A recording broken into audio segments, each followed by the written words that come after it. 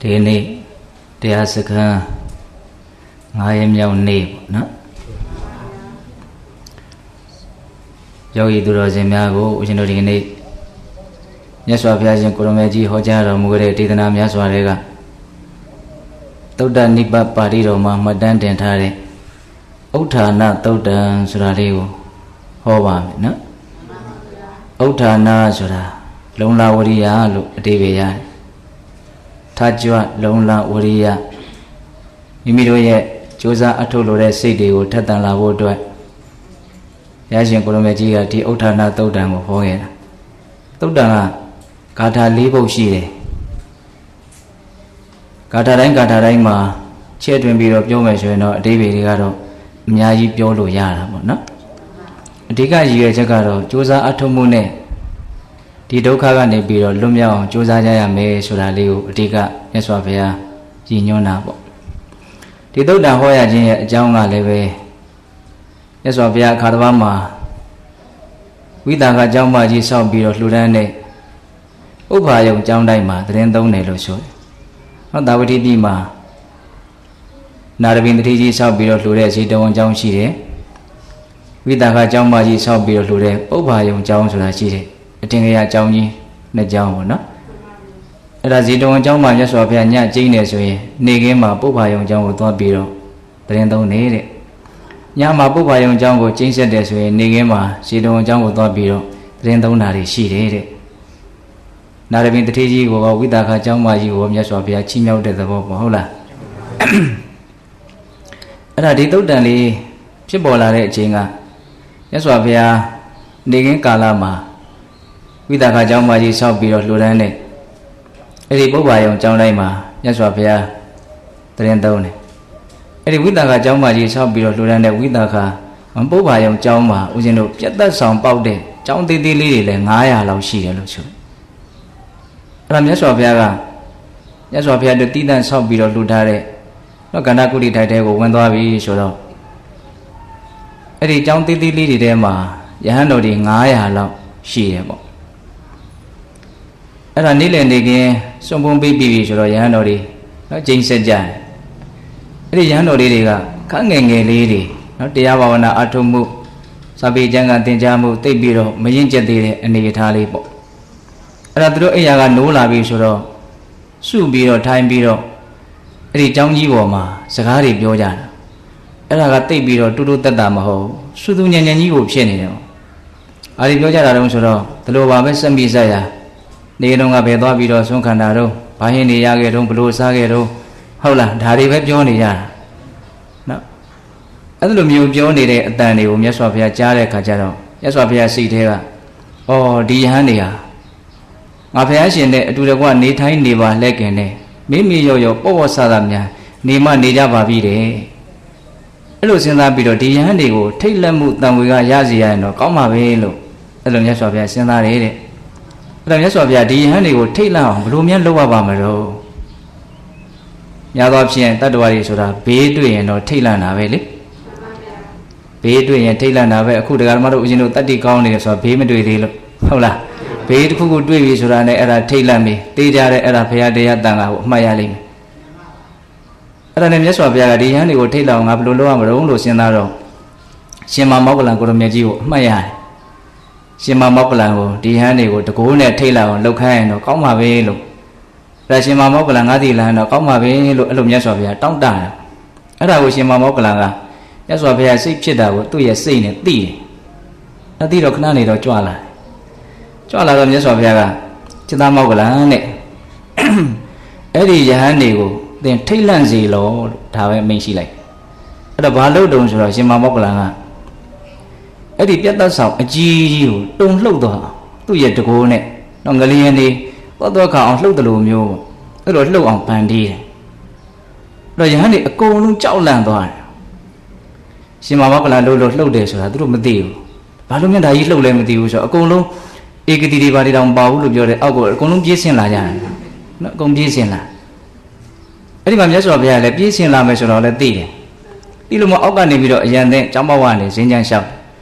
အဲ့မှာယဟန်တော်လေးတွေကလည်းခန့်ငယ်ငယ်လေးတွေဆိုတော့မြတ်စွာဘုရားကိုအားကိုးတာ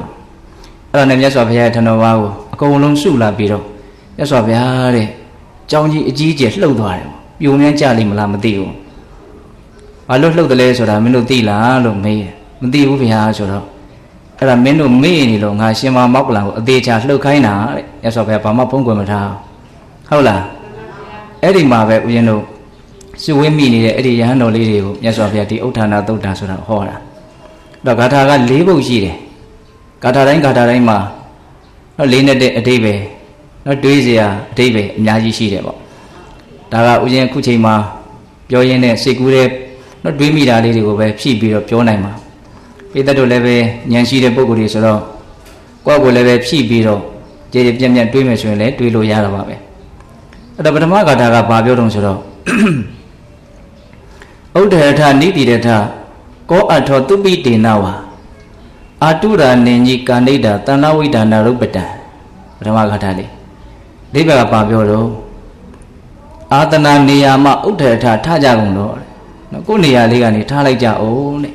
နေရာလေးတဲ့ခွေပြီးတော့တာတာလေးကိုယ်စိတ်ကူးနဲ့ကိုရင့်ပြီးတော့မူးမနေနဲ့နော်နေရာကထားကြနိတိရထထိုင်ကြကုန်တော့တဲ့ဒါကတက်ကြွတဲ့အမှုရာတကယ်လှုပ်တော့မယ်ဆိုတဲ့စိတ်နဲ့ခန္ဓာကိုယ်ကိုပြင်ဆင်လိုက်အောင်ဆိုတော့ပြောတာဟုတ်လား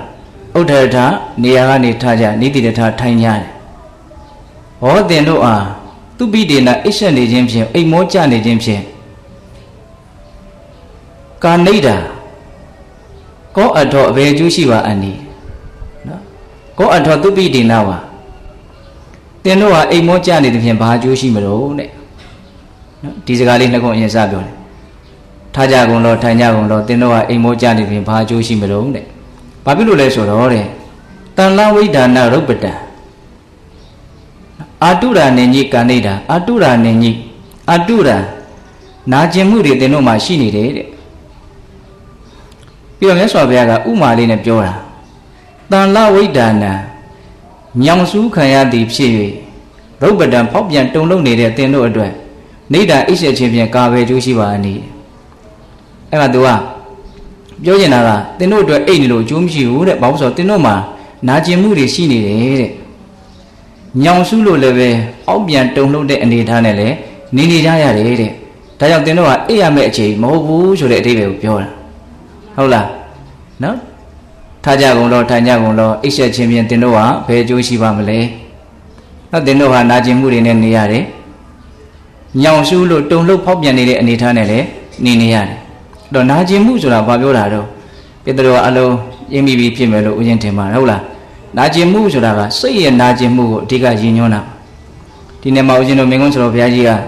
အာတုရဆိုတဲ့ဒီနာကျင်မှုလေးကိုတော့ကျေပြင်းဓမ္မဘုဒ္ဓရှိအောင်လို့၃မျိုးခွဲခြားပြီးတော့ပြတာရှိတယ်ဒါဆိုတော့ဘုရားကြီးကကျမ်းစာတွေအမျိုးမျိုးတက်ကြွနှံ့ဆက်တာဆိုတော့အဓိပ္ပာယ်တွေကိုသူကျမ်းစာထဲမှာတွေ့တာကိုပြောပြတာပေါ့နော်အာတုရဆိုတဲ့နာကျင်မှုဆိုတာ၃မျိုးရှိတယ်တဲ့ပထမအာတုရဘာလဲဆိုတော့ဇရာတုရနော်အသက်ကြီးလို့အိုလို့နားလာလားနော်အိုပြီဆိုရင်တော့အဲ့ဒါအလိုလိုနာမှာပဲမနာကျင်လို့မရနော်ခန္ဓာကိုယ်ကြီးတိတ်ပြီးတော့ဟောင်းနေပြီရွှေ့နေပြီဆိုတော့ကောင်းတဲ့နေရာတိတ်ပြီးတော့မရှိတော့နော်ဒီနာအနာကိုကိုအောင်ပြောင်းတော့ဟိုနာအနာလားဟိုနာအနာကိုအောင်ပြောင်းတော့ဒီနာလားအကုန်လုံးယုံရွဲပြီးတော့လည်းပဲဒီလိုနဲ့ပဲပျက်စီးသွားအဲ့ဒါလိုအသက်ကြီးလာလို့ကိုနားလာတာဒါကရှောင်လို့မရဘူး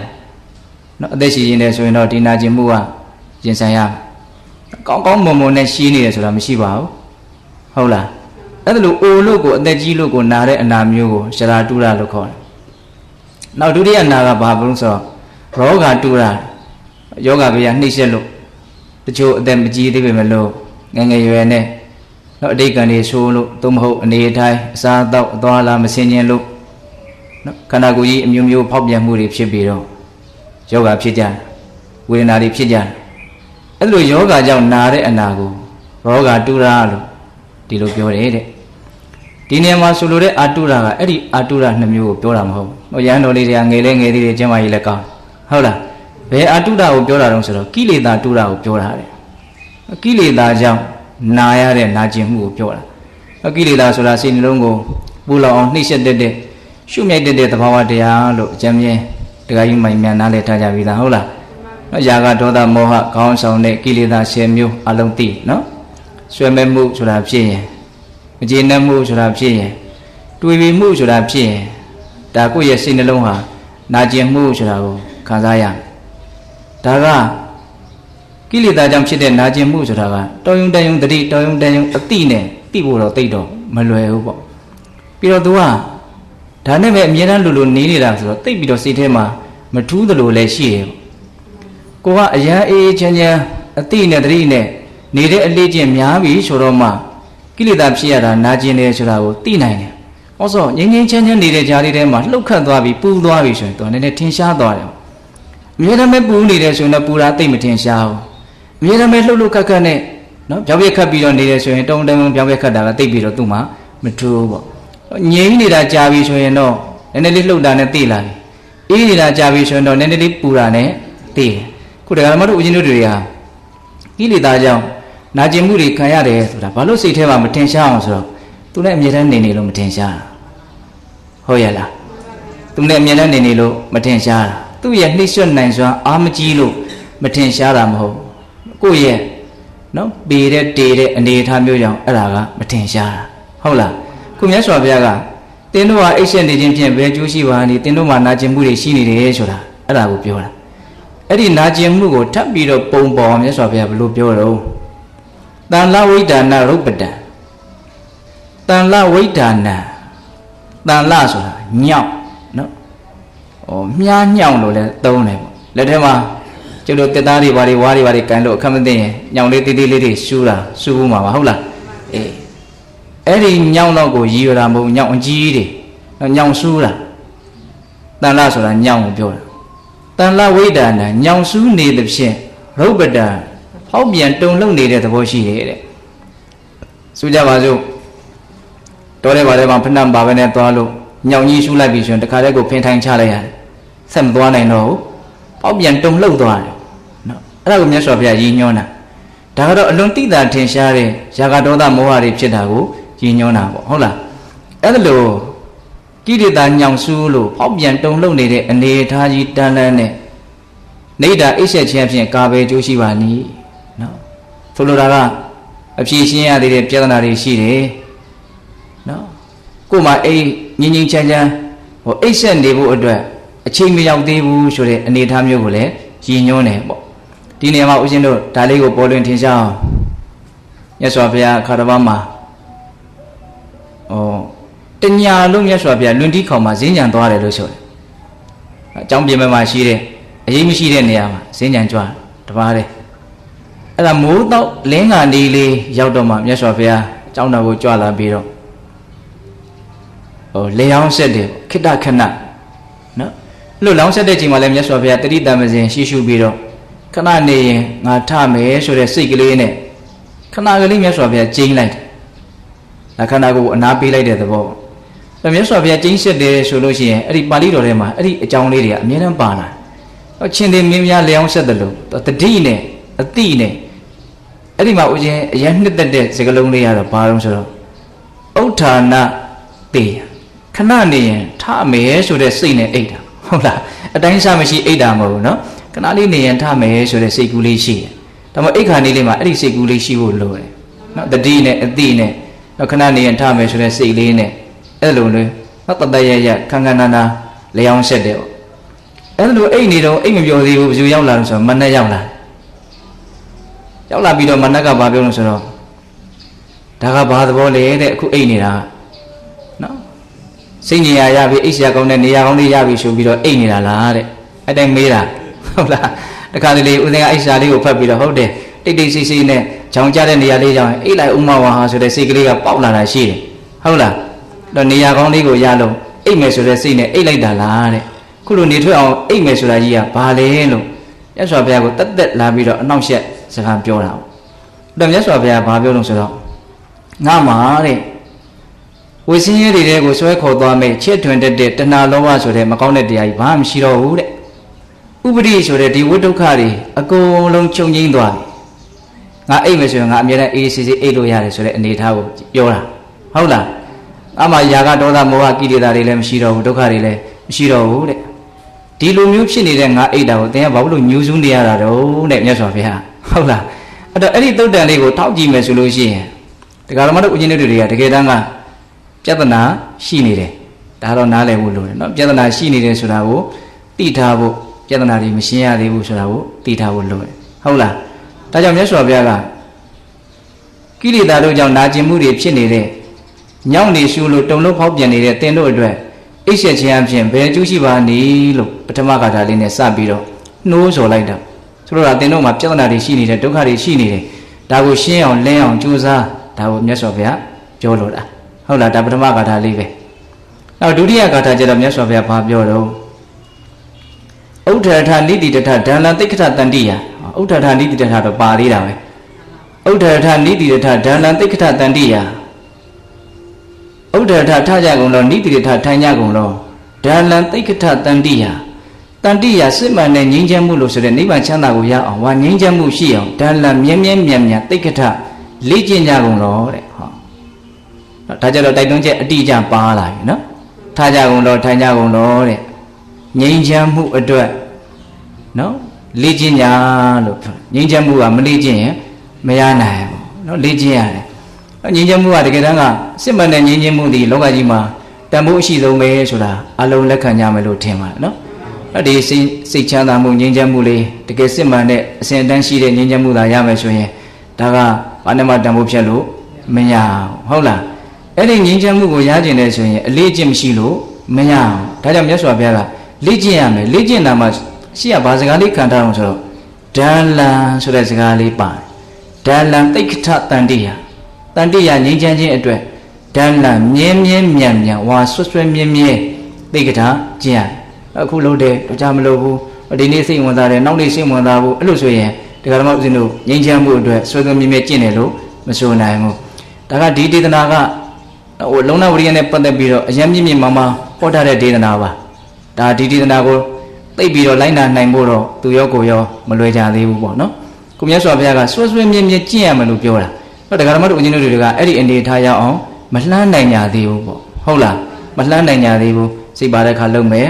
စိတ်မပါရင်ပြစ်ထားမယ်တခါတလေမေးလာအောင်ပြစ်ထားပြီးတော့မှတော်တော်ပူပူလောင်လောင်လေးဖြစ်လာပြီဆိုတော့မှပဲအမှတ်ရကြတာမျိုးမရှိဘူးလားရှိတယ်ကိုမြတ်စွာဘုရားအဲ့လိုမျိုးအဖြစ်เสีย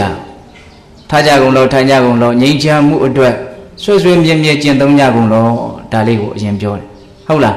အဲ့လိုပြောပြီးတော့မြတ်စွာဘုရားဘာဆက်မရှိတော့နော်မာဝပမတ္ထေဝိညာယမစ္ဆုရာဇာအမောဟိထဝတ္တနုဟိတဲ့ဒီပါဠိလေးကိုနော်အနတိပဲပြင်ရင်နည်းနည်းရှုပ်ထွေးတရားရှိတယ်တော်တရာနိယမှာအနတိပဲပြေဖို့နည်းနည်းခဲရင်းတယ်တော့သူ့ရဲ့ဆိုလိုရင်းအတိတ်ပဲကိုပြောမယ်သင်တို့မေ့နေတာကိုသင်မင်းကသိပြီးတော့တေဂာနီးမှာနော်သင်တို့ကိုတွေ့တွေ့ဝေကြီးဖြစ်အောင်အလုံးမခံရစေနဲ့လို့ပြောတာနော်အတူဆုံးပြောရရင်တော့တေဂာနီးမှာမတွေ့ဝေရစေနဲ့လို့ပြောတာမေ့ရင်တော့အဲ့ဒါတေဂာနီးမှာတွေ့တွေ့ဝေတရားလိမ့်မယ်ဟုတ်လားဒါကတော်တော်သတိထားစရာကောင်းတဲ့စကားပဲနော်ဒီစကားကတော်တော်သတိထားစရာကောင်းတဲ့စကားပဲနော်မေ့နေရင်တော့တေဂာနီးမှာတွေ့တွေ့ဝေတရားလိမ့်မယ်ဆိုတဲ့ဒီချက်ကလေးကဟုတ်လားဒါပေမဲ့မြတ်စွာဘုရားကနော်တေဂာနီးမှာတွေ့တွေ့ဝေကြီးတရားတာမျိုးမဖြစ်စေရင်မဖြစ်ပါစေနဲ့လို့ဒါပြောတာအဲ့တော့ဆိုကြပါစို့မေ့နေရင်ဘယ်ပုံပဲနည်းတွေ့တွေ့ဝေတရားတာတော့ဒါနည်းနည်းတော့ဟိုရှင်းရှင်းလင်းလင်းနားလည်ဖို့လိုမယ်ပေါ့နော်ဆိုကြပါစို့ဒီခန္ဓာရဲ့ပုံမှာအမှန်ကန်သိအောင်တတိထားတဲ့လုပ်ငန်းစဉ်လို့ဆိုတဲ့ဒီတတိပဋ္ဌာန်ဘာဝနာလုပ်တဲ့နဲ့အလှမ်းဝေးပြီးတော့မိမိရောရောပေါ့ပေါ့ဆာဆာပဲနေမယ်ဆိုရင်တော့ဒီပုဂ္ဂိုလ်ဒီတ attva ဟာ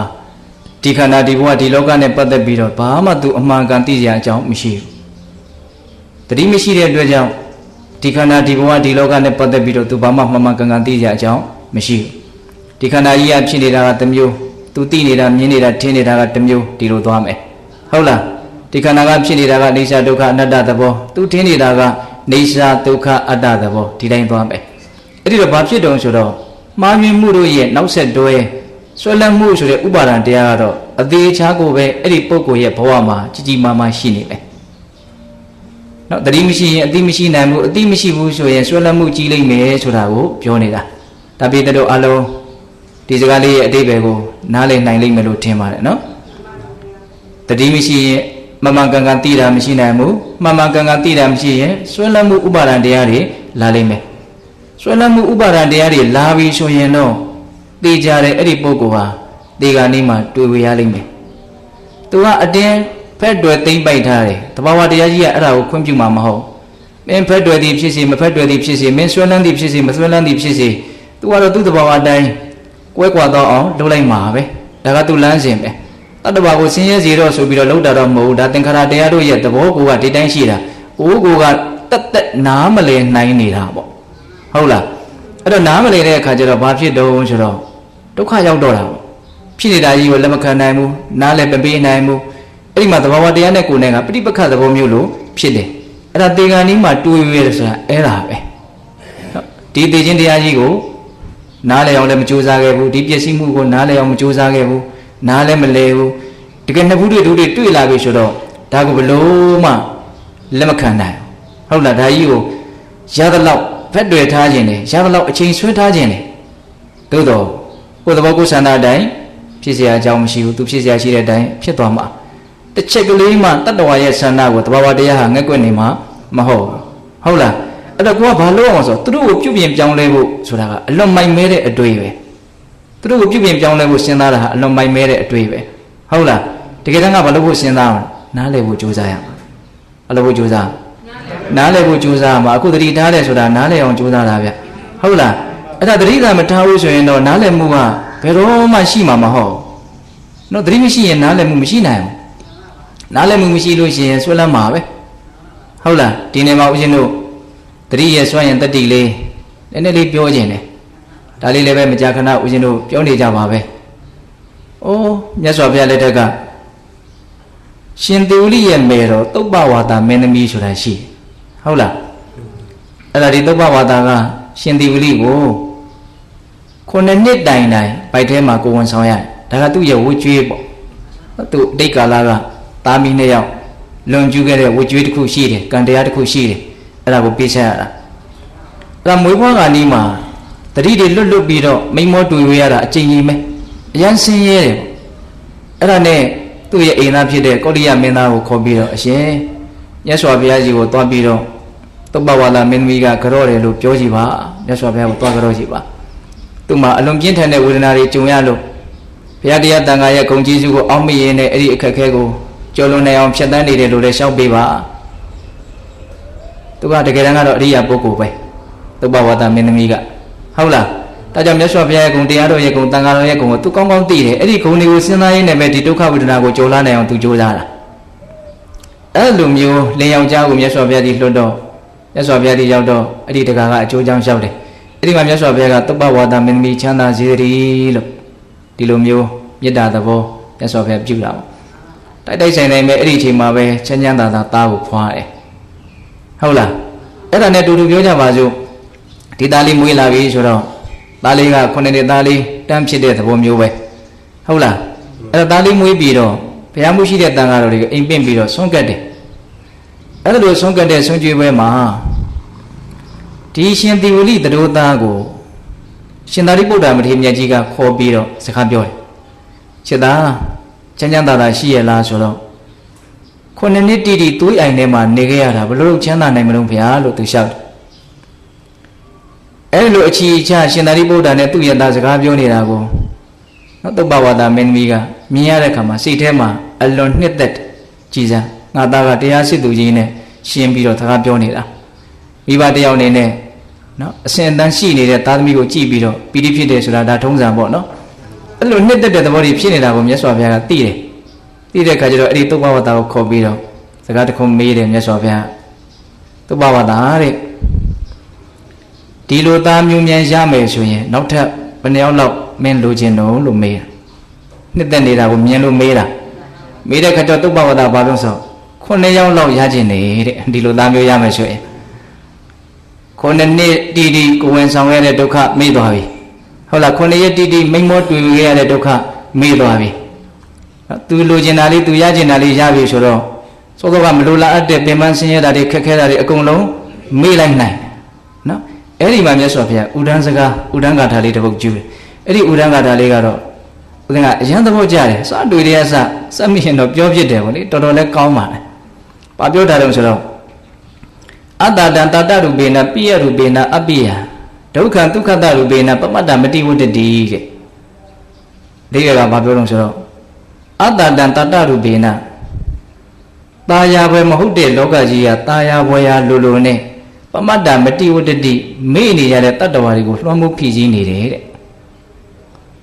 Suraga loga jia taya we mahubu Dame kuwa dream si guswe Eri taya boya bama meshire loga jia we Kuye sithe maro taya boya ri api Elu tiendo on loga jiga Kugo hleza biro Loga dodari psiyang kugo Lamu piji thai Tadache Atadan tatarubina Piya rubina abiya Piya rubina abiya Chicken nit the poya Mashido loga jiga Chicken nit the poya lulu ne Pamada mati udedi Mimi yo pawasada nini jade tatawarigo Lamu piji thare Now the chef jore Soloraga loga jiga Chicken nit the poya Bama mashiu Todo koga dream shi uswe Eri imandia kumati Matina Chicken nit the poya Mashide loga jigo Koga Chicken nit the poya Yilo ten dollar Era Kugasa Chicken nit the poya Mashide loga jiga Chicken nit the poya lulu ne Kogo leza biro Lamu piji dwa Nacheshi no Dukha dukha darubina re Tadiya che Sinye re loga jiga Chanda lulu ne Pamada mati udedi Mimi yo nini jade tatawarigo Lamu piji thare Suraga loga jiga Chanda mashiu bo No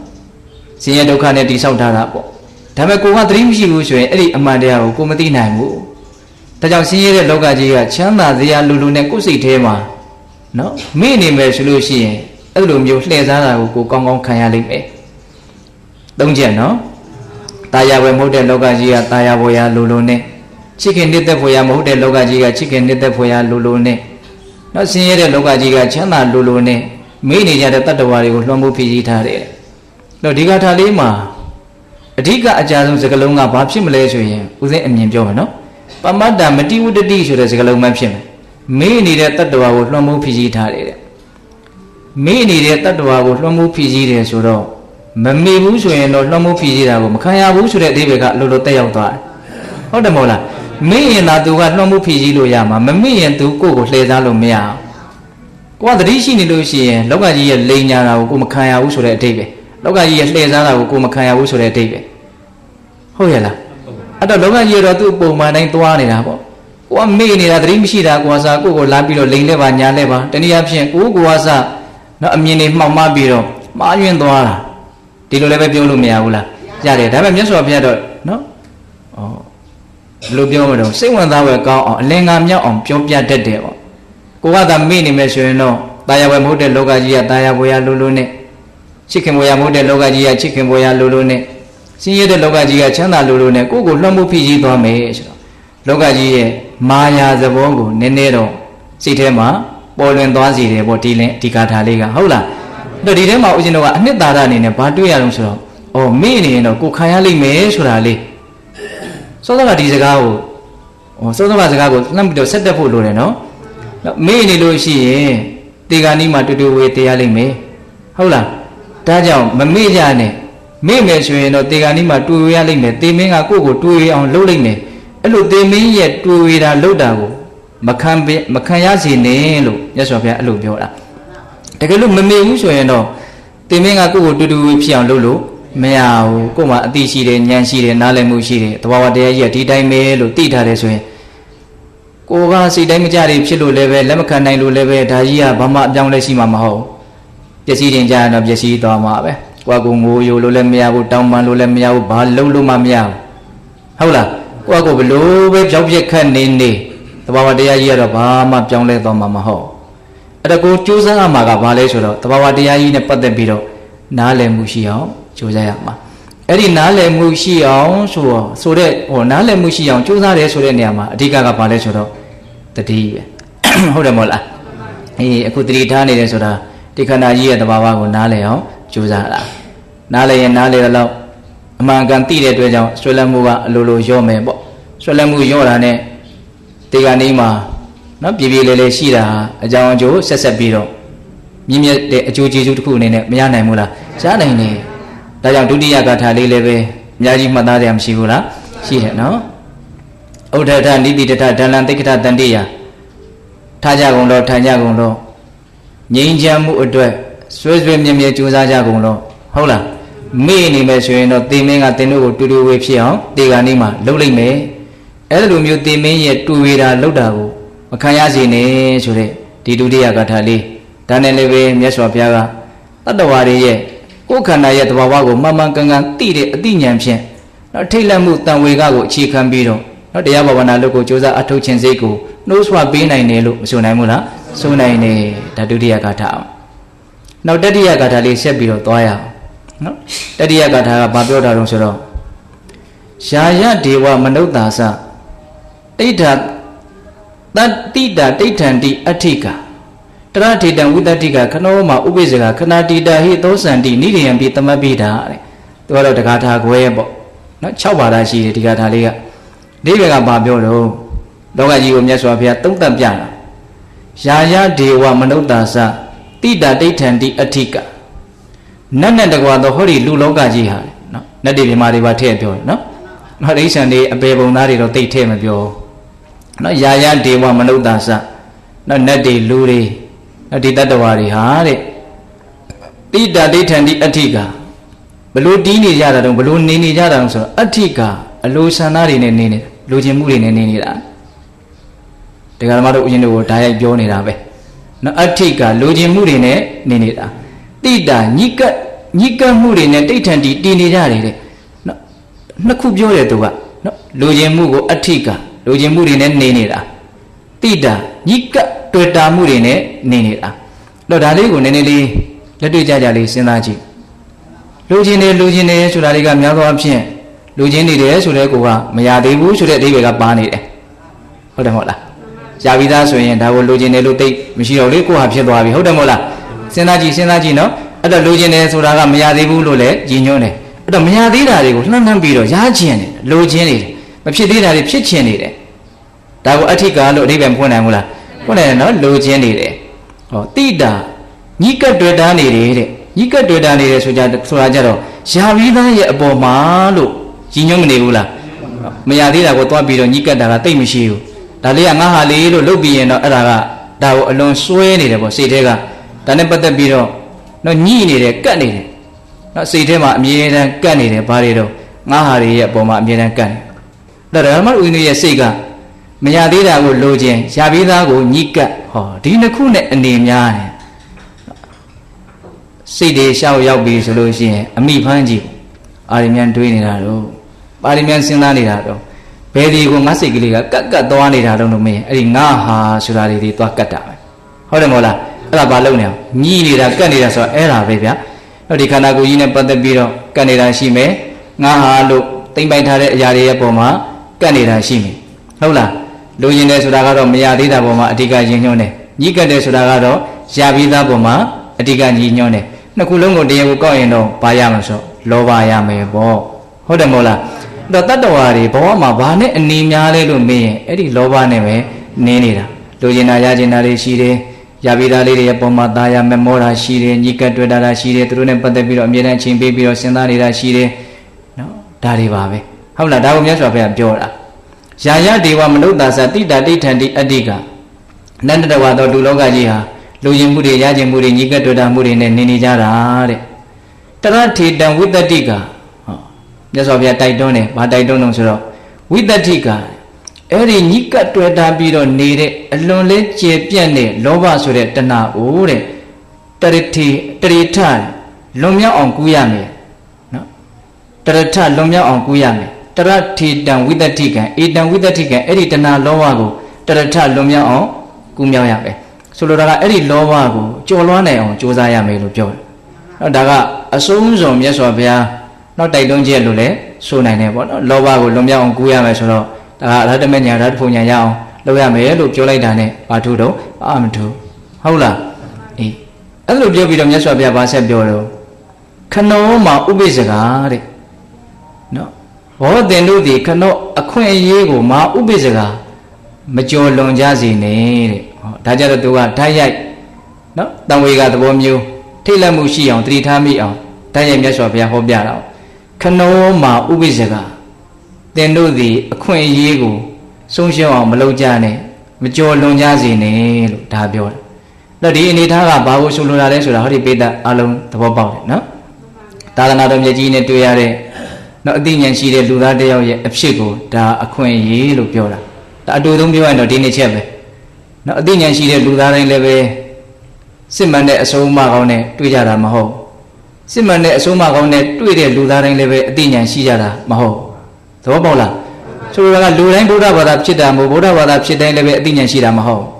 ဟုတ်လားအဲ့တော့ခုမို့ဒကာဓမ္မတို့ဦးဇင်းတို့တွေမှာအဲ့ဒီနှစ်ချက်ကပြည့်စုံနေတယ်ပေါ့နော်ကိုယ်မှာသိနိုင်မြင်နိုင်တဲ့နော်အသိဉာဏ်လည်းရှိတယ်မြတ်စွာဘုရားအဆုံးအမရဲ့ပုံမှာမုံမြတ်တယ်ဆိုတဲ့ယုံကြည်မှုလည်းရှိတယ်ပြီးတော့ဒီအဆုံးအမကောင်းကြီးနဲ့လည်းတွေ့ရတယ်ဒါပါလဲလို့မေးရင်အခွင့်အရေးပဲအခွင့်အရေးမှာအခွင့်အရေးတွေထဲမှာအဖို့တန်ဆုံးတန်ဖိုးအကြီးမားဆုံးအခွင့်အရေးပဲဘာလို့သူ့ကိုတန်ဖိုးအကြီးမားဆုံးအခွင့်အရေးလို့ပြောတာတော့တန်ဖိုးအကြီးမားဆုံးသောအကျိုးရလဒ်ထွက်အောင်လုပ်နိုင်ခွင့်ရှိတာကိုကြီးညွှန်းတာဟုတ်တယ်မဟုတ်လားဆိုကြပါစို့စီးပွားရေးလောကပညာရေးလောကနော်အခွင့်အလမ်းတွေပွင့်တယ်ဆိုဟဲ့ဒါလေးလှုပ်ထားတာကအခွင့်အရေးပဲပြောကြတာရှိတယ်နော်အဲ့သူတို့ရတဲ့အခွင့်အရေးက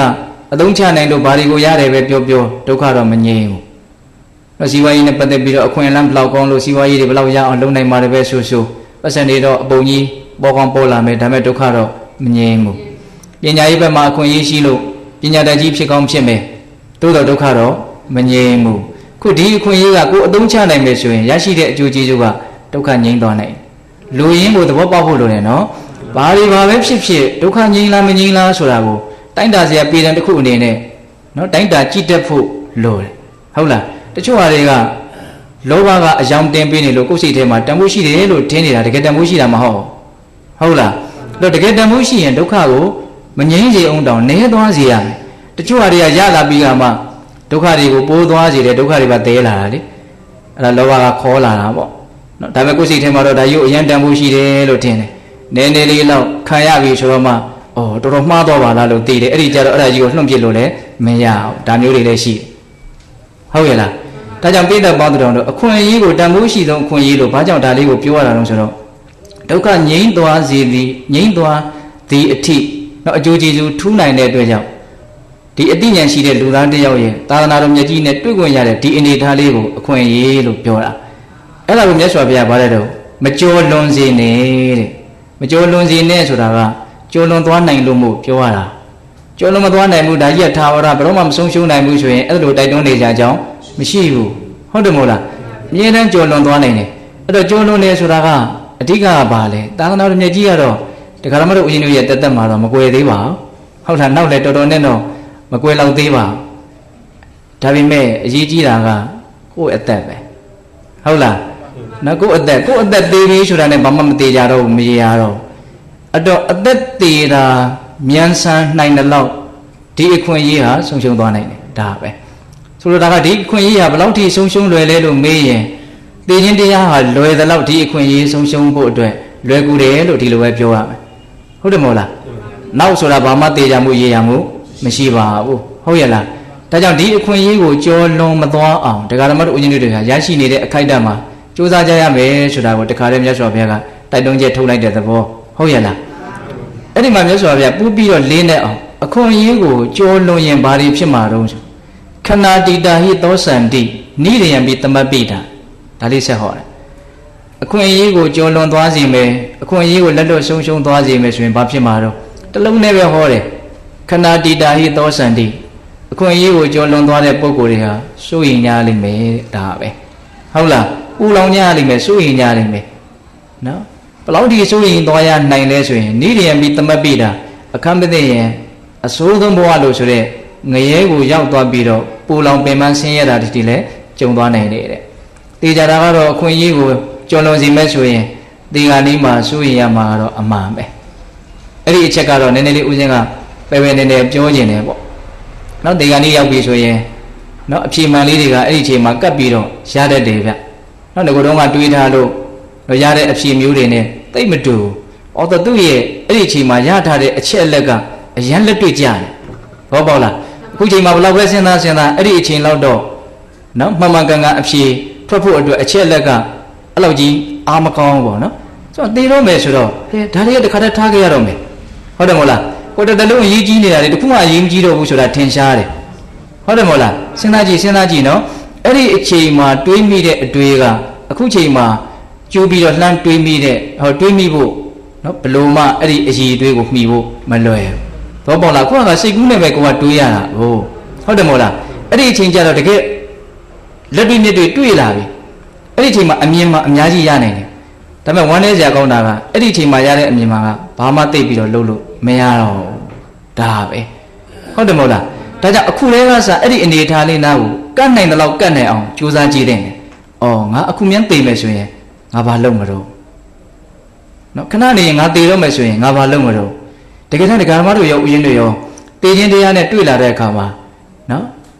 ်အစဉ်ပြေအောင်အစဉ်သက်အနေထားမရှိကြသေးဘူး။အိုးတော်ဝါဒပဲတော်တော်နဲ့လည်းမသိသေးဘူးလို့ပဲထင်ထားတာ။ထင်တာတော့တွေ့လာမှတွေ့တယ်လို့ပေါ့နော်ဒီလိုပါပဲကာမတကာပဲဆိုပြီးတော့နေလိုက်တာပေါ့စိတ်ထဲမှာတိတိကျကျနီလန်းတတ်မှတ်ပြီးတော့လုံးဝအစဉ်ပြေစေရမယ်ဆိုတာမျိုးမရှိသေးဘူးဟုတ်တယ်မို့လားဒါကတရားကိုတကယ်ရင့်ကျက်အောင်အထုတ်ထားလို့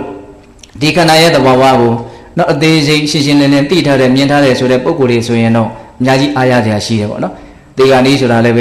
ဲဒီလိုပါပဲဆိုတဲ့အတွေ့မျိုးသူရနိုင်တယ်အမြင်မျိုးရနိုင်တယ်နော်မနေ့ကနဲ့ဒီနေ့ကူးသွားသလိုပဲခုနကနဲ့အခုကူးသွားသလိုပါပဲဒီကနေ့သိရတယ်ဆိုတာလည်းပဲဒီယုံနာနေဒီလိုပဲနော်ဆက်ပြီးတော့ဖြစ်သွားတာပါပဲဆိုတာမျိုးတကယ်ကိုရှင်းရှင်းလင်းလင်းသူသိမယ်ဆိုလို့ရှိရင်သိခြင်းတရားဟာသူ့အတွက်နော်ပြည်လေတဲ့ပု္ပ္ပာတစ်ခုဖြစ်သွားနိုင်တယ်ပေါ့ဟုတ်လားအဲ့ဒါလိုမှမဟုတ်ဘူးကိုကမိမိရောပေါ်ပေါ်ဆဆဘာမှနားလည်အောင်ကြိုးစားထားတာမရှိဘူးဆိုရင်တော့ဒီကနေ့မှာအစင်မပြေဖို့ပဲယာနှုံးကအရင်များနေတယ်ပေါ့ဟုတ်လားဒါကြောင့်ကိုယ့်ရဲ့အနေအထားကိုကိုယ့်ကိုမှန်မှန်ကန်ကန်စဉ်းစားတတ်ရပဲနော်သိခြင်းတရားတွေငါအရှင်သင်ဖြစ်နေပြီလားဆိုတာနော်များသောအားဖြင့်လူတွေကသိရင်တရားကိုနဲ့အဝေးကြီးမှာပို့ထားတာဆိုတော့ပြည်လေအောင်လုပ်မယ်ဆိုတဲ့စိတ်ကလေးတွေတော့ရှိပါတယ်အဲ့လောက်တော့မညံ့ညဘူးပေါ့ဟုတ်လားဒါပေမဲ့အခုလားဆိုတော့မဟုတ်သေးဘူးဟုတ်လားပြည်လေအောင်တော့လုပ်မယ်ဟုတ်လားဒါပေမဲ့အခုလားဆိုတော့မဟုတ်သေးဘူးဘယ်တော့ဘာလိုနဲ့ဆိုတာနော်ဝိသုဒ္ဓအောင်ဆိုတော့ကြီးပြောသလိုဘယ်တော့ဘာလိုနဲ့ဟုတ်လားတော်တော်ကိုမရေညာတဲ့စကားပေါ့နော်ဘေးဘွဲရဲ့ကြုံအေးသေးတုံကိုစီကုတ်ပါလို့အထုတ်တဲ့သားတို့ဘာကိုဘယ်တော့ဘာလိုနဲ့ဘာဝနာတိခေါင်လွင့်နေကွယ်ဖြင်းပင်အများတဲ့ကြပြားလေးတစ်ပုဒ်ရှိတယ်ပါဇက်ထဲတိုးနေသေးတယ်ဘယ်တော့မှရနိုင်မှလည်းမသိဘူးဟုတ်လားဘေးဘွဲရဲ့ကြုံအေးသေးတုံကိုစီကုတ်ပါလို့အထုတ်တဲ့သားဒီခန္ဓာကိုယ်ကဘေးဘွဲကြီးပဲတဲ့တကယ်တမ်းကတော့ဒါကစတော်ကြီးတွေကအယံမြင်လို့ရေးတတ်တာပေါ့နော်ဘေးဘွဲကြုံနေတယ်တဲ့အဲ့ဒါကိုတုံခိုက်နဲ့ကြောက်လန့်ပြီးတော့ဒီဘေးကနေလွတ်အောင်တကယ်တမ်းအထုတ်တဲ့နေတဲ့ဘေးဘွဲရဲ့ကြုံအေးသေးတုံကိုစီကုတ်ပါလို့အထုတ်တဲ့သားတို့ဘာကိုတို့ဘာတော့ဘယ်တော့ဘာလိုနဲ့အဲ့တို့ဘာတော့တော်တော်ဆိုးတာပဲဟုတ်လားတို့ဘာတော့ဘယ်တော့ဘာလိုနဲ့နော်ဘာဝနာတီးခေါင်လွင့်နေကွယ်ဖြင်းမြင့်အများနော်သတိမရှိဘူးတဲ့သတိနဲ့အဝေးကြီးမှနေတယ်ဒါကြောင့်ခက်ဖြင်းမြင့်နဲ့ပဲဒီလိုနဲ့ပဲဒုက္ခတွေပွားကြမှာပေါ့ဒါကြောင့်သတိထားစရာကောင်းတယ်နော်ကိုယ့်ရဲ့အခြေအနေကိုကိုယ့်ကိုမှန်မှန်ကန်ကန်သိဖို့လိုတယ်ငါသိခြင်းတရားကိုရင်ဆိုင်နိုင်တဲ့အရေးအသွေးငါမှရှိပြီလားသိခြင်းတရားနဲ့အချိန်မီတွေ့ဖို့အတွက်ငါမှပြင်ဆင်ပြီးသားရှိပြီလားတခုစဉ်းစားရရှိတာကတရားမယ်ဆိုတာလည်းပဲအမှန်တရားပါဟုတ်လားဒါပေမဲ့အဲ့ဒီသိခြင်းတရားမှာနောက်ထပ်အမှန်တရားတွေအများကြီးရှိသေးတယ်တဘွားတစ်ခါသိရမယ်ဆိုတာအမှန်တရားဘယ်သူမှမငင်းနိုင်နောက်ထပ်ဘယ်သူမှမငင်းနိုင်တဲ့အမှန်တရားသိခြင်းတရားနာမှာကပ်ပြီးတော့ရှိနေသေးတယ်အဲ့ဒါကဘာလဲဆိုတော့အချိန်မီသိနိုင်တယ်ဆိုတာလည်းအမှန်တရားပဲဒါပေမဲ့အဲ့ဒီအမှန်တရားကိုလူတွေသိပြီးတော့ခေါင်းထဲမထည့်ဘူးလို့ဥစဉ်ထင်တယ်ဟုတ်လားသိရမယ်ဆိုတာလည်းသိရမယ်ဆိုတဲ့အမှန်တရားကိုတော့ခေါင်းထဲထည့်ပြကြတယ်အချိန်မီသိနိုင်တယ်ဘယ်အချိန်လို့ကန့်သက်ချက်မရှိဘူးဆိုတဲ့အမှန်တရားကိုကြတော့အဲ့ဒါကတော့ငါမပါတော့ဘူးနဲ့တူတယ်လို့တွေးကြပုံရတယ်ဟုတ်လားသေတော့သေသွားကြတာပဲလေကိုရှိတယ်သေသွားတာပဲဒါပေမဲ့ကိုကတော့အလွတ်ဘေးထိုင်နေတဲ့သဘောမျိုးပေါ့လေဟုတ်တယ်မဟုတ်လားတော့အချိန်မီသိနိုင်တာလည်းငါမပါတော့သေးဘူးလို့ထင်နေတယ်ဘာမှဒီကရမတို့အရင်တို့တွေစဉ်းစားကြည့်ရင်တော့အဖြေမှန်ကတော့ရပါတယ်ဒီခန္ဓာထဲမှာဖြစ်နေတဲ့အနေအထားတွေကဘာမှကိုသိရတာမြင်ရတာမဟုတ်တချို့ကတိတ်တိတ်ပုံကြိတ်ပြီးတော့ဒီခန္ဓာကိုယ်ထဲမှာယောဂါကတီးချောင်းနေလက္ခဏာမှလည်းပြတာမဟုတ်ယောဂလက္ခဏာပြပြီလဲဆိုရောအဖြေမရှိတော့လို့မရတော့အဲ့ဒီလိုလူတွေအများကြီးရှိတယ်ဟုတ်တယ်မို့လားဒါပေမဲ့အဲ့ဒီကံဆိုးမေးကြီးကတော့ကိုယ်တော့မပေါက်တော့ဘူးလို့ဒီလိုထင်ကြတာစဉ်းစားတဲ့တစ်ခုရှိတာကအဲ့လိုတွေ့သွားတဲ့လူတွေလည်းပဲသူတို့လည်းပဲကိုယ်လိုပဲငါတော့ဖြစ်မှာမဟုတ်ပါဘူးလို့ထင်နေကြတယ်ကသူတို့ဖြစ်သွားတာတကူလည်းပဲမဖြစ်ဘူးပြောလို့မရဘူးဟုတ်ရလားဒါကြောင့်ပြည်သက်ပေါင်းသူတော်ကောင်းတို့ခဏမှာဥပိ္ပဇေကအခွင့်အရေးကိုမကြုံလွန်စေနဲ့ဟုတ်လားရသော်ဘုရားတိုက်တွန်းတာကိုပြောတာပါဟုတ်လားဦးဇင်းတို့ကရှေ့ရနေပြီးတော့ဒါကြီးကိုခတ်မှမပြောရဲဘူးမပြောဘူးဆိုတော့ကိုလည်းပဲဘာမှမဟုတ်သေးဘူးလေဟုတ်တယ်မဟုတ်လား ဒါမြတ်စွာဘုရားဟောပြတာကိုပြောပြတာနော်ခနောမှာဥပိ္ပဇေကအခွင့်အရေးကိုမကျော်လွန်စေနဲ့ကျော်လွန်တော့ဘာဖြစ်မှာတော့ခဏတိတာဟိသောစံတိအခွင့်အရေးကိုကျော်တဲ့လူတွေတေချာဖို့စိုးရင်ရလိမ့်မယ်ဘယ်ချိန်စိုးရင်မှလဲဆိုတော့ဒီကနေ့မှာအထူးသဖြင့်စိုးရင်ရလိမ့်မယ်မြတ်စွာဘုရားကတော့အရှိကြီးထိဆက်ပြောတယ်တချို့အရန်ဒုသလိုက်တွေပြုတ်တဲ့အထိမိမိမုံမုံနေတဲ့လူတွေဆိုရင်ဒီကနေ့စိုးရင်ရတဲ့ပိုးပြီးတော့လွန်ခဲ့တဲ့အပေလေးပုံကိုရောက်သွားသည့်အထိစိုးရင်ရတာတွေမရှိဘူးလားရှိတယ်အဲ့ဒါကိုမြတ်စွာဘုရားဆက်ပြောတာနော်ခဏတိတာဟိသောစံတိဒီကနေ့မှာစိုးရင်ရလိမ့်မယ်ဆိုတာကိုဘယ်ထိပြောတော့နိရိယံပိသမတ်ပိတာနော်ငရဲကြလို့နော်စိုးရင်ရတဲ့အနေအထားမျိုးထိတောင်ရောက်သွားနိုင်တယ်ဒါကြောင့်ဒါတတိယဂါထာလေးပဲနောက်တတိယဂါထာလေးကလောကကြီးကိုခြုံငုံသောသက်ပြီးတော့သတိပေးတဲ့သဘောပေါ့နော်ယာယဒေဝမနုဿာယာယဒေဝမနုဿာသတိတာတိဋ္ဌံတိအဋ္ဌိကတရထေတံဝိတ္တိကခနောမှာဥပိ္ပဇေကခဏတိတာဟိသောစံတိနိရိယံပိသမတ်ပိတာနန္တတဝါသောလူတွေဟာနော်ညိကတ်တွေ့တာမှုတွေလူချင်းမမောမှုတွေနဲ့နေကြတာဟုတ်လားအဲ့ဒီတဏှာလောဘကိုလွန်မြောက်အောင်ကူးရမယ်အခွင့်အရေးကိုမကျော်လွန်စေနဲ့အခွင့်အရေးကိုကျော်လွန်နေဆိုရင်စိုးရင်ရလိမ့်မယ်ပူလောင်ရလိမ့်မယ်အထူးသဖြင့်ငရဲရောက်တဲ့အထိစိုးရင်ရတဲ့ပူလောင်ရတဲ့ဆိုတာကိုသတိထားရမယ်ဆိုပြီးတော့ဒါတတိယဂါထာမြတ်စွာဘုရားဟောပြဟုတ်လားတော့ဂါထာတစ်ပုဒ်ကြံသေးတယ်နော်နောက်သုဒ္ဓဂါထာကဘာပြောတော့ဆိုတော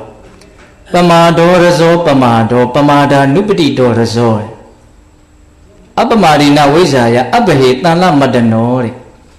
ဒီဂါထာလေးကဘာပြောဆိုကျင့်စဉ်ကို तू ကပြောတာနော်ကျင့်စဉ်လေးကိုပြောတော့တာမြတ်စွာဘုရားကပမာဒောရဇောပမာဒောပမာဒာနုပတိဒောရဇောပမာဒောမိမိရောနေခြင်းဒီဝါသတိမရှိဘဲနဲ့နေခြင်းဒီရဇောအဲ့ဒါအညစ်အကြေးပဲတဲ့မြူမုံအညစ်အကြေးပဲတဲ့ပမာဒာနုပတိဒော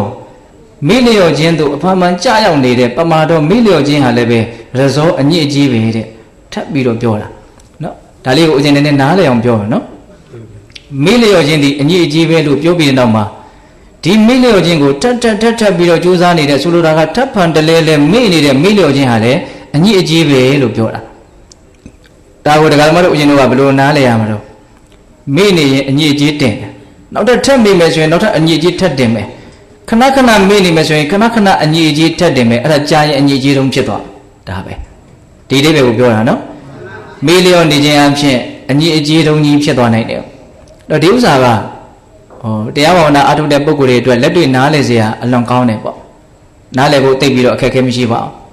းတတိမရှိတဲ့အချိန်မှာရာဂဒုံသမောဟဆိုတဲ့နော်ကိလေသာကိုဒီနေရာမှာအညစ်အကြေးလို့ပြောတာဟုတ်လာ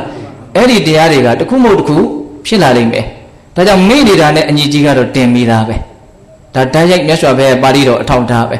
နော်မိနေတာနဲ့စိတ်မှာအညစ်အကြေးကတော့တင်ပြီးသားပဲဖြူရှင်မှုကိုမြင်လို့တယ်ဆိုရင်တော့သတိကိုတန်ဖိုးထားမှရမယ်ဆိုတဲ့အဓိပ္ပာယ်ကိုလိုတက်ရောက်ပြီးသားနော်ဒါကြောင့်မေးလျော်ခြင်းဒီအညစ်အကြေးပဲထပ်ဖန်တလဲလဲမေးနေမယ်ဆိုတော့ထပ်ဖန်တလဲလဲအညစ်အကြေးတွေကပေးချမ်းနေမယ်ကြာရင်တော့နောက်တစ်ချို့အဝတ်တွေပါလေစဉ်းစားကြည့်နော်ခဏလေးဝတ်ထားတာဆိုရင်လျှော်ရတာလွယ်တယ်တော့လက်နည်းစုပ်လို့ဖြစ်နေပြီဟာပေးချမ်းနေပြီပဲဘာကြောင့်မှတော့မသိတော့ဘူးဆိုရင်တော့အဲ့ဒါကဖြူဖို့အတွက်တော်တော်ကိုလျှော်ဖို့ကခက်သွားတယ်အဲ့တော့ကိုယ့်ကိုပြန်ဖြေရလိမ့်မယ်ဒီကျိုးချီထားတာကိုကိုယ့်ကိုပြန်ဖြေရလိမ့်မယ်ဆိုတာကိုသဘောပေါက်ရမယ်ကိုဖြေရမယ်ကျိုးဆိုရင်ကိုယ့်ကိုလွယ်လွယ်လေးဖြေလို့ရအောင်ခြေမယ်ဆိုရင်တော့မဆိုးပေါ့ဟုတ်တယ်မဟုတ်လားစစ်နေအောင်တစ်စစ်ပြီးတစ်စစ်ဘယ်နာနဲ့အစထုတ်လို့ထုတ်အောင်မသိဘူးတခါပြီးသားထုံးနေအောင်ခြေထားတယ်ပြီးရင်ပြန်ဖြေဆိုကိုယ့်ကိုဒုက္ခရောက်တော့မှာခုဒီအညစ်အကြေးကလည်းကိုယ်တိုင်ပြန်လျှော်ဖို့ရမယ်အညစ်အကြေးပဲကိုဘလောက်ပေးအောင်လုပ်ခဲ့တယ်လေဆိုတာပေါ်မှာမူတည်ပြီးတော့အညစ်အကြေးကိုလျှော်ဖို့တဲ့နေရာမှာနဲ့လွယ်ကူတယ်ခက်ခဲတယ်ဆိုတာတယောက်နဲ့တယောက်မတူတာအဲ့ဒါပဲတချို့ကအညစ်အကြေးအရန်ထူတယ်ဒီဘဝနဲ့လှုပ်ထားတာမဟုတ်အရင်ဘဝတွေကစပြီးတော့ဇဲဝါဒနာလေးနဲ့ဆွဲနေအောင်အညစ်အကြေးတွေကိုလှုပ်ခဲ့တာအဲ့ဒါဒီဘဝဖြူစင်အောင်ဖို့ဆိုတော့အညစ်အကြေးတုံးကြီးဖြစ်နေတော်တော်နဲ့ဖြူဖို့မလွယ်ဘူးဒါကြောင့်စိတ်တက်မကြရအောင်ကိုကဘလောက်အညစ်အကြေးတုံးကြီးဖြစ်ခဲ့မှမသိဘူးနော်လုံရင်းနဲ့တရားဘာဝနာလုပ်ရတာအခက်အခဲမျိုးကြုံမယ်ဆိုရင်ငါကအညစ်အကြေးတော်တော်ထူခဲ့တာပဲအခုဒါမှကိုယူရတာပဲပြီးရင်ဟုတ်လားဒါကြောင့်ကိုယူရမယ့်တောင်းကိုပေါ့ပေါ့ဖြစ်အောင်စာရဲစပြီးတော့ရှောမဲ့တူတူသိမညစ်စေနဲ့ပေါ့ဟုတ်လားမလျှော်လို့လည်းဖြစ်မှာမဟုတ်ဒီဘဝမလျှော်လဲနောက်ဘဝလျှော်မှာပဲဟုတ်တယ်မဟုတ်လားဒီလုပ်ငန်းဒီတာဝန်တွေရဲ့သဘာဝတွေကိုနားလည်ထားဖို့လိုတယ်နော်ဒါကြောင့်ဦးဇင်းကတွေးမိတာလေးတွေနဲ့ဒါဆက်ပြီးတော့ပြောတာကိုကအညစ်အကြေးကိုတင်အောင်လုပ်ရင်လုပ်တဲ့လောက်ကိုလျှော်ရမယ့်အချိန်မှာကိုပဲပင်ပန်းမယ်ကိုပဲဒုက္ခရောက်မယ်ဟုတ်လားဒါကြောင့်အညစ်အကြေးကိုမပေးအောင်ကြိုးစားရမယ်နော်တတိကောင်းအောင်ကြိုးစားအောင်ဒါကြောင့်ဦးဇင်းကပြောတာကျန်တဲ့အချိန်မှာတတိလေးတွေရှိ ဒါမှဒီအချိန်မှာကြိုးစားတဲ့အချိန်မှာအများကြီးလွယ်လွယ်ကူကူထိထိရောက်ရောက်ရှိမယ်နော်အညီကြီးကိုကိုတင်အောင်လုံးလိုက်ဟာကိုလျှော်လိုက်ဟာကိုတင်အောင်လုံးလိုက်ဆိုတော့ခြားလဲနေတာဟုတ်လားရှိရတော်တော်နဲ့မရောက်ဘူးသဘောပေါက်လားအဲ့ဒီအသေးပဲကိုအေးဒါကြောင့်မြတ်စွာဘုရားပမာဒောရဇောပမာဒောပမာဒာနုပတိဒောရဇောထပ်ပြီးတော့မေ့နေမယ်ဆိုရင်ထပ်ပြီးတော့ညစ်ပေနေဦးမှာပဲတဲ့ဟုတ်လားနော်တစ်ခါမေ့လို့ပေတဲ့အပေနဲ့နှစ်ခါမေ့လို့ပေတဲ့အပေမတူနိုင်ဘူးဆိုတဲ့သဘောကိုပြောပြတာဟုတ်လားဒါကြောင့်ဦးဇင်းတို့ပြည်သက်ပေါင်းတော်ဟောင်းတို့ဒီတတိမရှိလို့ရှိရင်ညစ်ပေမှုတွေဖြစ်တယ်ဆိုတဲ့ဥစ္စာကိုကိုယ်တိုင်ဒါနားလည်ကြပြီးသားဖြစ်မလို့ထင်ပါတယ်ဟုတ်ဦးဇင်းတို့ဝေဒနာတန်ယူထဲမှာလာတဲ့စကားလေးနဲ့နည်းနည်းလေးဆက်ဆက်ပြီးတော့ဦးဇင်းပြောပြမယ်ဆိုကြပါစို့ဘဝမှာဒီဖြစ်ချင်းသဘောတရားတွေနဲ့ဒါသွားနေကြတာပေါ့ဦးဇင်းတို့ဟုတ်လားဘာတွေဖြစ်တုံးလို့မေးရင်မြင်ချင်းကြားချင်းနမ်းရှူချင်းစားတော့ချင်းတွေးထီချင်းတွေးကြံချင်းဒါအခုပြောနေတာအလုပ်ပေးတရားတွေလို့ဆိုနိုင်တယ်နော်ဟုတ်တရားရှုမှတ်တဲ့နေရာမှာထိတာလေးတစ်ခုတည်းကိုသိနေုံနဲ့အပြည့်စုံသေးဘူးဟုတ်လားဒါကဟိုလုပ်ငန်းစဉ်အရလွယ်ကူရာကနေစပြီးတော့ဒါလေးကိုအထိုင်ချပြီးတော့လုပ်ဖို့ပြောပြတာဟောတခြားသိကြတွေသတိထားကြတွေအများကြီးမရှိဘူးလားရှိတယ်ဖြစ်တိုင်းသူကသတိထားရမယ်လို့သတိပဋ္ဌာန်ဒေသနာမှာမြတ်စွာဘုရားကနိလန်းပေးထားတာအဲ့တော့ဘာတွေဖြစ်သေးတုံဒီမြင်ဘာတွေဖြစ်သေးတုံဖြစ်တာတွေကအများကြီးအဲ့ဒါတွေကိုဦးဇင်းတို့ခြုံပြီးတော့ပြောရရင်မြင်ချင်းကြားချင်းနမ်းရှူချင်းစားတော့ချင်းတွေးထီချင်းတွေးကြံချင်း6အုပ်စုပေါ့နော်အဲ့ဒီ6အုပ်စုကမဖြစ်အောင်တားလို့မရဘူးဒီခန္ဓာကိုယ်ကြီးကနော်အခန္ဓာ6ပါးကြီးကလည်းပဲတကားပေါက်6ပေါက်ကြီးကလည်းပွင့်နေတယ်နော်ဘေးမှာအာယုံ6ပါးဆိုတဲ့အတိုက်6ပါးကလည်းအရန်နဲ့ရှိနေတယ်ဟုတ်လားအဲ့တော့အယောင်နေနဲ့အစင်းနေနဲ့ဒီမျက်စိနဲ့တွေ့ပြီဆိုတာနဲ့မြင်တယ်ဆိုတာကြီးကအလိုလျောက်ဖြစ်လာအလိုလျောက်ဆိုတာကအဲ့ဒီမျက်စိနဲ့အစင်းကိုအကြောင်းပြုပြီးတော့ဖြစ်လာတယ်အဲ့လိုပဲအတန်တွေကလည်းရှိတယ်နားကလည်းကောင်းတယ်ကြားတယ်ဆိုတာကြီးကဖြစ်လာတယ်နော်ဒါပါလေလို့မြင်ဒါဘဝပဲဟုတ်တယ်မဟုတ်လားအဲ့ဒီဖြစ်နေတဲ့သဘာဝတရားတွေအဲ့ဒါတွေကိုမြတ်စွာဘုရားသတိထားရမယ်လို့ပြောတာအဲ့ကိုကသတိမထားဘူးဆိုရင်ဘာဖြစ်မလို့ဆိုကြပါစို့မြင်လိုက်ပြီဆိုတာနဲ့စိတ်ထဲမှာခံစားချက်တစ်မျိုးမျိုးကတော့အသေးချာဖြစ်တယ်ဒါကိုဦးဇင်းတို့နောက်စာလို့ပြီးလို့ပြောရမယ်ဆိုရင်တော့စက္ခုံစာပဋိစ္စရူပိစာဥပ္ပစ္စတိစက္ခုဝိညာဏတိဏ္ဍသင်္ကတိတိဖတ်သောဖတ်တာပစ္စယဝေဒနာလို့ဒီလိုပြောရမယ်စက္ခုံစာပဋိစ္စရူပိစာဥပ္ပစ္စတိစက္ခုဝိညာဏစက္ခုပတာဒဆိုတဲ့မျက်စိလေးနဲ့ရူပါယုံဆိုတဲ့အယောင်အဆင်းကိုအစွဲပြုတ်ပြီးတော့မြင်တယ်ဆိုတဲ့စက္ခုဝိညာဉ်လေးဖြစ်တယ်တဲ့မျက်စိရဲ့အယောင်ရဲ့မြင်တယ်ဆိုတဲ့သဘောလေးရဲ့၃မျိုးမျက်စိရဲ့အယောင်အဆင်းတွေရဲ့မြင်တယ်ဆိုတဲ့အတွင်းမှာဖြစ်တဲ့ဝိညာဉ်လေးရဲ့၃မျိုးဟုတ်လားတိဏ္ဍသင်္ကတိတိဖတ်တော်တဲ့အဲ့ဒီ၃ခုပေါင်းစုံမိတာကိုဖတ်တာလို့ခေါ်တယ်တဲ့အဲ့ဒါသူတို့၃ခုဖြစ်လိုက်ပြီဆိုတာနဲ့ဖတ်တာပစ္စယဝေဒနာဟောခံစားချက်ကအော်တိုမက်တစ်ဖြစ်လာတယ်ဟုတ်လားအဲ့ဒီခံစားချက်ကဘာတွေဖြစ်နေတော့ဒုက္ခဖြစ်နိုင်တယ်ဒုက္ခဖြစ်နိုင်တယ်ဒါမှမဟုတ်ဒုက္ခဒုက္ခမထင်ရှားတဲ့အလယ်လက်ဥပိ္ပခါလည်းဖြစ်နိုင်တယ်မြင်ရတာသိသဘောကျတယ်ကောင်းတာပဲဆိုရင်ဒါဒုက္ခပေါ့မြင်ရတာစိတ်တိုင်းမကြဘူးဆိုရင်တော့ဒုက္ခပေါ့ဟုတ်လားစိတ်တိုင်းကြတယ်လည်းမဟုတ်စိတ်တိုင်းမကြတယ်လည်းမဟုတ်ဒီတိုင်းပဲမြင်လိုက်တာပဲရှိတယ်ဘာမှသိပြီးတော့ထူးထူးထွေထွေစိတ်ထဲမှာတော့လှုပ်လှက်သွားတာမရှိဘူးခံစားရတာသိပြီးတော့မထင်ရှားဘူးဆိုရင်တော့ဒါဥပိ္ပခါပေါ့နော်ဒီအခြေအနေ၃မျိုးကဒကာမတ်ဦးဇင်းရဲ့ဘဝမှာအမြဲတမ်းဖြစ်မနေဘူးလားမြင်တိုင်းကြားတိုင်းနားတိုင်းစားတိုင်းတွေ့ထိတိုင်းတွေ့ကြံတိုင်းဒီအခြေအနေ၃မျိုးကဖြစ်တယ်ဒုက္ခဒုက္ခဥပိ္ပခါအဲ့ဒါသတိမရှိဘူးဆိုရင်ဘာတွေဖြစ်မလို့ဒုက္ခဝေဒနာရဲ့အခြားမဲ့မှာရာဂဒုတိယကိန်းနေတဲ့နော်သတိမရှိရင်အငြိကြီးတေပုံလေးကိုပြောတာနော်ဒါဝေဒနာတန်ရုံမှာမြတ်စွာဘုရားဟောတာဒုက္ခဝေဒနာရဲ့အခြားမဲ့မှာသတိမရှိလို့ရှိရင်ရာဂဒုတိယကိန်းနေတဲ့စိတ်ထဲမှာအငြိကြီးလေးတစ်ခုထပ်သွားတယ်အနုတ္တယသဘောအနေနဲ့ကိုကိန်းသွားတာဒုက္ခဝေဒနာရဲ့အခြားမဲ့မှာပဋိက္ခဒုတိယကိန်းနေတဲ့ပဋိက္ခဆိုတာဒေါသကိုပြောတာရာဂဆိုတာလောဘကိုပြောတာနော်ဆင်းရဲတယ်လို့ကိုထင်ရတဲ့ခံစားချက်ရဲ့နောက်ွယ်မှာမကျေနပ်ဘူးစိတ်တိုင်းမကြဘူးမလိုချင်ဘူးမနှစ်သက်ဘူးဆိုတဲ့ဒေါသပဋိက္ခဒါကိန်းသွားတယ်တဲ့ဥပိ္ပခဝေဒနာရဲ့နောက်ွယ်မှာအဝိဇ္ဇာနုတ္တယကိန်းနေတဲ့အဝိဇ္ဇာနုတ္တယဆိုတာမောဟကိုပြောတာဟုတ်လားဘာမှန်းကိုမသိလိုက်ဘူးညာတော့ဖြစ်တော့အဲ့ဘာမှန်းကိုမသိလိုက်ဘဲနဲ့နေတာကများတယ်နော်ဘဝမှာဒုက္ခဒုက္ခဝေဒနာတဲ့ဥပိ္ပခဝေဒနာတွေကပို့ပြီးတော့အဖြစ်များတယ်လို့လေးဆိုဘုရားကြီးသုံးသပ်ပြတာရှိတယ်ဒါကအလွန်လက်တွေ့ကြတယ်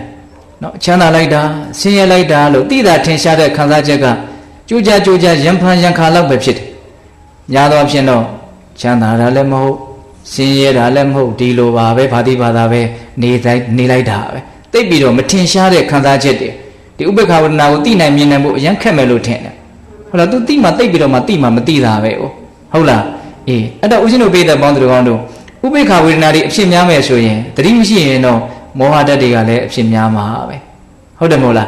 ဒုက္ခရဲ့နောက်ွယ်မှာလောဘဖြစ်မယ်ဒုက္ခရဲ့နောက်ွယ်မှာဒေါသဖြစ်မယ်ဥပိ္ပခရဲ့နောက်ွယ်မှာမောဟဖြစ်မယ်ဒီအငြိအကြီးတွေကဘာမရှိလို့ဖြစ်ရတာလဲလို့မေးရင်တတိမရှိလို့ဖြစ်ရတာတတိမရှိလို့ဖြစ်ရတာဒါကြောင့်တတိမရှိခြင်းဒီအငြိအကြီးပေကြံအောင်လုပ်နေတာ ਨੇ အတူတူပဲဒါကြောင့်မြတ်စွာဘုရားကပမာဒောရဇောပမာဒောမိလျော့ခြင်းဒီရဇောမြူအညစ်ကြီးပဲနော်ပမာဒနုပတိတောမိလျော့ခြင်းကိုအမှန်ကြားရအောင်ကြိုးစားနေတဲ့ဆိုလိုတာကမေ့ဖို့ပဲဖမ်းနေတဲ့အကြောင်းတရားတွေကိုလုပ်နေတာဒါကိုလုပ်လိုက်ရင်သူတော်ကောင်းတရားနဲ့ဝေးကွာသွားခြင်းမဲ့မစင်သားမိတွေမဲ့အလုံးမျိုးကိုပဲလုပ်တယ်မေ့လို့ကိုထပ်ပြီးတော့မေ့သွားတယ်အဲ့လိုဆိုရင်အင်ကြီးကြီးကဘာဖြစ်မလို့ပူပြီးတော့တင်ကြမ်းလာလိမ့်မယ်တဲ့နော်ဒါလေးပြောတာဟုတ်လားပမာဒောရဇောပမာဒနုပတိတောရဇောအပမဒေနဝိဇ္ဇာယအပဟေတံလမတနောတဲ့နောက်ဆုံးကတော့နီလန်ပေါ့အပမဒေနတတိတရားဖြင့်၎င်းဝိဇ္ဇာယအတိညာဖြင့်၎င်းအပဟေတံလမတနောတဲ့အတနောမိမိရဲ့တန်လန်ညောင်းကိုဟောစောစောကပြောတဲ့ညောင်းကိလေသာညောင်းပေါ့နော်မိမိရဲ့ညောင်းကိုအပဟေပယ်နိုင်ရမယ်နှုတ်နိုင်ရမယ်တဲ့နော်တရားဓမ္မဥစဉ်ရဲ့စိတ်ထဲမှာစူးဝင်နေတဲ့ညောင်းနေရှိတယ်ပေါ့နော်အဲ့ဒီညောင်းတွေကိုပယ်ရမယ်နှုတ်ရမယ်တဲ့ဘာနဲ့နှုတ်ရမှာဆိုအဲ့ဒီမှာတော့မြတ်စွာဘုရားနှလုံးပြောတာအပမဒေနဝိဇ္ဇာယအသုံးအနှုန်းလေးကပမာလိုပြောရမယ်ဆိုရင်တော့တတိရဲ့အတိရဲ့ကိုပြောတာပဲနော်အပမဒေနဆိုတာကအပမဒတရားတတိတရားဝိဇ္ဇာယဆိုတာအတိဉာဏ်ပညာဉာဏ်ကိုပြောတာအတိကိုပြောတာနော်အတိတွေတတိတွေနဲ့ကိုယ့်ရဲ့စိတ်နှလုံးမှာစွဲနေတဲ့စူးနေတဲ့ညောင်းကိုဘာလို့အောင်တော့စွဲနှုတ်ရမယ်တဲ့ဒါကနောက်ဆုံးဂါထာလေးရဲ့နောက်ဆုံးတိုက်တွန်းပေးတဲ့နီလန်လေးပဲဟုတ်လားဒါကြောင့်တရားဓမ္မတို့ဦးဇင်းတို့အစင်မပြေတာတွေအားလုံးနော်တွေ့လဲတွေ့နေကြတယ်တွေ့လဲတွေ့ကြရအောင်မယ်ပေါ့ဒါတွေအကုန်လုံးကိုပြေလည်အောင်ဖြည့်ရှင်းနိုင်ဖို့အတွက်တကယ်ကျင့်သုံးရမယ်နော်နီလန်ကတော့ဒါပဲနော်တတိရဲ့အတိရဲ့ဆွေးမြဲကြဖို့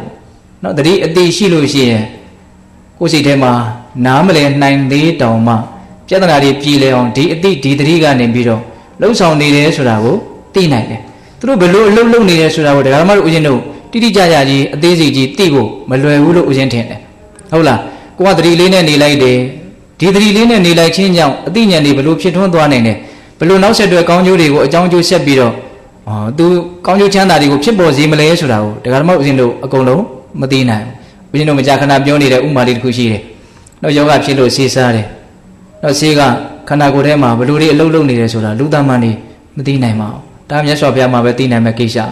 ကိုကတော့နေမကောင်းထိုင်မသာရှိရင်ဒီဆေးစားဆိုစားလိုက်ဖို့ပဲဒါပဲတော့ဒီဆေးကဘာတွေလုပ်တာတော့ဘယ်လိုအထက်ထဲမှာဓာတ်တွေကိုပြုပြင်ပြောင်းလဲမှာတော့ဒါကိုသိပြီးတော့မသိနိုင်ဘူးဟုတ်တယ်မဟုတ်လားအဲ့လိုပဲမြတ်စွာဘုရားကစိတ်ထဲမှာစူးနေတဲ့ဒီညောင်းကိုနှုတ်ချင်တယ်ဆိုရင်တတိရဲ့အတိရဲ့ဒီနှစ်ခုနဲ့နှုတ်ရမယ်လို့ပြောထားတာပဲအတကူကတတ်နိုင်တဲ့မြတ်တတိရဲ့အတိရဲ့ကိုရှိအောင်ကြိုးစားဖို့ပဲအဲ့လိုကြိုးစားနေခြင်းကပဲဒီညောင်းတွေကိုအလိုလိုနှုတ်သွားလိမ့်မယ်ပေါ့ဟုတ်ရဲ့လားဒါသူကျွတ်အောင်နှုတ်နိုင်တဲ့အနေထားရောက်သွားရင်ကျွတ်အောင်နှုတ်သွားမယ်ပေါ့တော့မကျွတ်သေးဘူးဆိုရင်လည်းပဲကိုထပ်ပြီးတော့အတိတွေတတိတွေခံမြဲအောင်ထားရဖို့ပေါ့ဒါပဲရှိတာဟုတ်တယ်မဟုတ်လားအဲ့တော့ဦးဇင်းတို့ဒါကနောက်ဆုံးဂါထာလေးနော်မေးလျော်ခြင်းဒီအညစ်အကြေးဖြစ်တယ်ထက်မေ့ခြင်းဒီထက်အညစ်အကြေးတွေပေးချမ်းနေခြင်းဖြစ်တယ်ဒါကြောင့်မမေ့ခြင်းဆိုတဲ့တတိတရားနဲ့ဝိဇ္ဇာဆိုတဲ့အတိဉာဏ်ပညာဒီနှစ်ခုနဲ့ပူးပေါင်းပြီးတော့မိမိရဲ့စိတ်နှလုံးမှာစူးဝင်နေတဲ့ညောင်းကိုဘာလို့အောင်လို့ဆွဲနှုတ်ရမယ်လို့အဲ့ဒါ၄ဂါထာဟောတာဥဋ္ဌာဏသုတ်တံတဲ့ဂါထာတိုင်းမှာနော်ကျေပြတ်နဲ့နည်းနည်းတဲ့အဓိပ္ပာယ်တွေမရှိဘူးလားရှိတယ်နော်ပထမဂါထာလေးကဘာပြောတော့မြတ်ဥဒ္ဒထနိတိတထကောအထောသူပိရိနာဝအတုရဏညိကာနိတာတလဝိဒါနာရုပ္ပတံနေရာကနေထားကြကုန်လို့ထိုင်ကြကုန်လို့ဟုတ်လားအိပ်ဆက်ခြင်းဖြင့်သင်တို့ဟာဘာအကျိုးရှိမှာတော့ဘာကြောင့်တုံးဆိုတော့သင်တို့ဟာနာကျင်မှုတွေရှိနေတယ်သင်တို့ရဲ့စိတ်နှလုံးကိုညောင်းနေရှူးနေတယ်ညောင်းနေရှူးနေလို့တုန်လှုပ်နေတဲ့သင်တို့အတွက်အိပ်ဆက်ခြင်းဟာအကျိုးမရှိဘူးလို့ပထမဂါထာပြောတယ်ဟုတ်လားဒုတိယဂါထာကဘာပြောတော့ဥဒ္ဒထနိတိတထဒဏ္ဍံတိက္ကထတန္တိယနော်မောဟပမထဝိညာယမိစုရာဇာအမောဟိထဝတ္တနုဟိထကြကုန်လို့ထိုင်ကြကုန်လို့ငြိမ်းချမ်းမှုအတွက်ဆွဲမြဲစွာကျင့်သုံးကြကုန်လို့မိမိရောနေမယ်ဆိုရင်တော့တေဂာနီမှာတေမင်းကတေခြင်းတရားကတင်းတို့ကိုတွေးဝေအောင်လုပ်လိုက်မယ်ဒါကြောင့်တေခြင်းတရားရဲ့တွေးဝေအောင်လုပ်တာကိုမခံရစေနဲ့လို့ဒါကဒုတိယဂါထာအဲ့ဒီဂါထာလေးလဲတော်တော်ကောင်းတယ်လို့ဦးဇင်းကတော့ထင်တယ်နော်အေးနောက်တတိယဘာပြောတာတော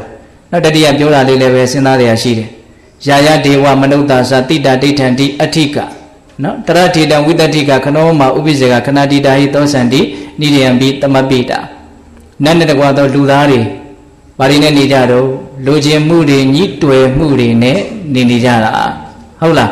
ဒါကြောင့်အဲ့ဒီလောဘဓာတ်ကိုလွန်မြောက်အောင်ကြိုးစားပြီးတော့ကုခတ်ရမယ်အခွင့်အရေးကိုမကျော်လွှားစေနဲ့မကျော်လွန်စေနဲ့အခွင့်အရေးကိုကျော်လွန်သွားစေမယ်ဆိုရင်တေချာပေါက်စိုးရင်ရလိမ့်မယ်ဘယ်ထိအောင်စိုးရင်ရနိုင်လို့ငရဲကြလို့ပူရသည့်အထိစိုးရင်ရနိုင်တယ်တဲ့နော်အခြေအနေမကောင်းရင်နော်အခွင့်မသိလို့ရှိရင်အဲ့ဒီကိုလည်းရောက်သွားနိုင်နေတာပဲဒီဘဝနဲ့မရောက်တော့နောက်ဘဝပေါင်းများစွာကျော်လွန်ရင်မိုင်မဲတဲ့လူတွေနဲ့ပေါင်းမိပြီးတော့မဟုတ်တာတွေလုံးမိပြီးတော့လည်းရောက်သွားနိုင်နေတာပဲဟုတ်လားဒါကတတိယဂါထာနောက်ဆုံးဂါထာလေးကဘာပြောတော့ပမာဒောရဇောပမာဒောပမာဒနုပတိဒောရဇောအပမာရိနဝိဇာယအပဟိတန္လမတနောမေးလျော့ခြင်းဟာအငြိကြီးဖြစ်တယ်တပ္ပံတပ္ပံမေးလျော့နေမယ်ဆိုရင်တပ္ပံတပ္ပံအငြိကြီးတွေတင်နေမယ်ဟုတ်လားအပမာဒဆိုတဲ့တတိတရားနဲ့ဝိဇာဆိုတဲ့အတိတရားနဲ့အပဟိတန္လမတနောမိမိရဲ့အတွင်းတဏ္ဍာမှာစူးဝင်နေတဲ့ညောင်းကိုဆွဲနှုတ်နိုင်အောင်ကြိုးစားရမယ်တဲ့ဒါဥဋ္ဌာဏသုတ်တံနော်တဏှာရီတောင်းနည်းနည်းပို့သွားပြီဟုတ်လားဒါကြောင့်မိသားပေါင်းသူတော်ကောင်းတို့ဒီကနေ့မြတ်စွာဘုရားရှင်ကိုရမြတ်ကြီးမေးလျော့နေတဲ့ယဟန်တော်အငယ်လေးတွေကိုတော့ဟောကြားတော်မူခဲ့တဲ့ဒီဥဋ္ဌာဏသုတ်တံကိုနာယူကြည်ညိုပြီးတော့မိမိတို့ရဲ့တရားဘာဝနာကိုအထုတ်လို့တဲ့ဆန္ဒကိုထက်သန်စေပြီးတော့ဝိရိယကိုမြင့်တင်နိုင်ပြီးတော့နော်တတိဝိရိယဉာဏ်ပညာဖြင့်ဒီသူတော်ကောင်းတို့ကိုဆွေးသွင်းမြင့်မြတ်ကျင့်သုံးခြင်းဖြင့်နောက်ဆုံးမဉ္ဇဉ်ဘုညာမျက်နှိပ်ပံကိုမျက်မှောက်ပြုနိုင်ကြတဲ့သူတော်ကောင်းတွေဖြစ်ကြပါစေတည်း